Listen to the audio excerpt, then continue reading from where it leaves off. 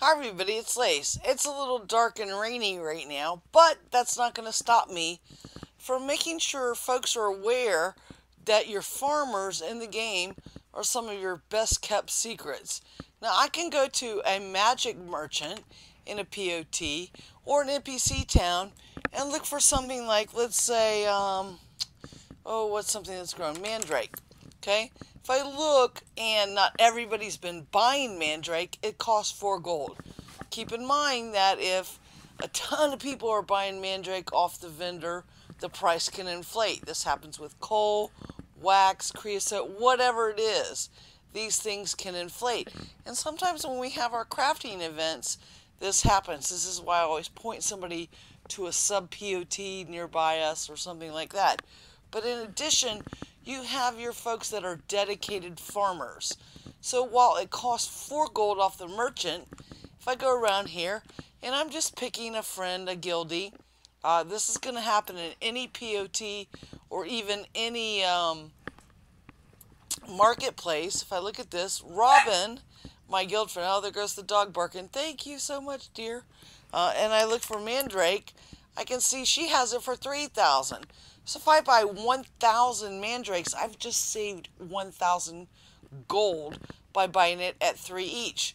The reason this can happen is because your farmers are effectively watering and growing, and they're still making money, and they can pass the savings on to you. Now, we have some folks, Virum and Wombi, that have several bookstores around the world, and one of the best guides that I've ever found is, it's called CIG, Complete Idiot's Guide to Agriculture, and there's 3 books in the series. One for veggies, one about effectively growing in a greenhouse versus the overland. I'm not going to say that's the best investment, but the fruit and veggie one is pretty much going to cover everything you can grow.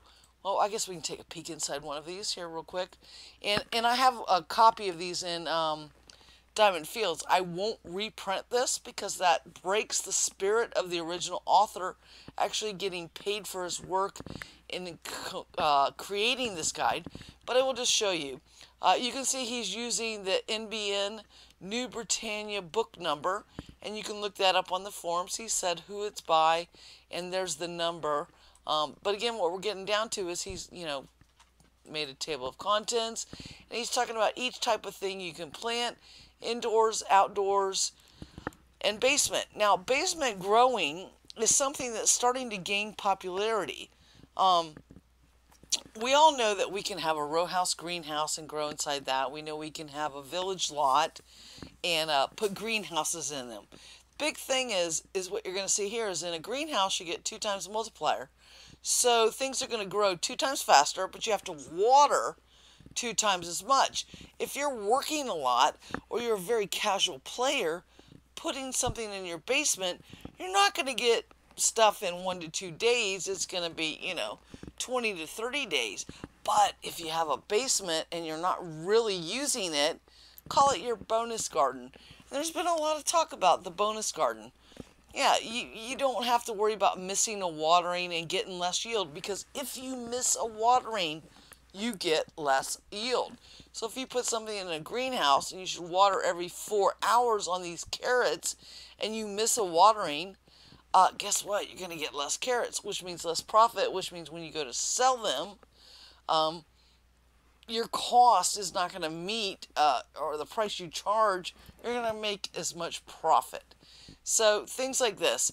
Now, while the biggest crops that probably sell the best is probably going to be like your cotton, mandrake, perhaps nightshade. These are probably your heavy hitters. There's people that are going to buy tomatoes, apples, bananas, that are your dye makers. So, and pumpkins also for dye makers. There may be some that I'm missing. So, you probably won't get a ton of volume in those other ones, but definitely cotton, definitely mandrake are your cash crops.